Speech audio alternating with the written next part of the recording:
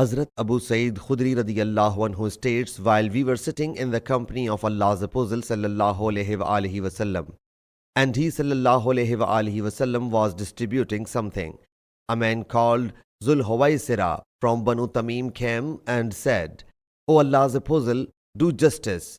Allah's Apostle sallallahu alaihi wasallam said, torment be upon you, who will act equitably if I do not. You will stand failed and unfortunate if I do not do justice. Hazrat Umar bin Khattab radiyallahu anhu said, O Allah's Apostle sallallahu alaihi wasallam, accord me permission to chop his head off. Allah's Apostle sallallahu alaihi wasallam whereupon said, leave it, for he has got some such companions. You will consider your prayers insignificant as compared to theirs, and consider your fasting insignificant as compared to theirs.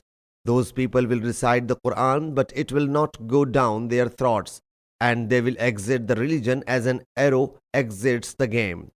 The hunter looks at its head, but no blood is found. Then looks at its ending part, but found no blood. Then looks at its wing, but found nothing, though the arrow passes through the game's excrement and blood. Their identification mark is that they include a black man whose one shoulder will be like a woman's breast or a sighing lump of flesh. They will emerge when there will be dissension among the people. Hazrat Abu Sa'id radiyallahu anhu says, I bear witness that I have heard this hadith from Allah's Apostle sallallahu alaihi wasallam, and I testify that Hazrat Ali radiyallahu anhu fought with them, and I was then along with Hazrat Ali radiyallahu anhu. Hazrat Ali radiyallahu anhu passed orders to search that man. He was found and brought to Hazrat Ali radiyallahu anhu, and I found the same identification mark which Allah's Apostle sallallahu alaihi wasallam had already narrated.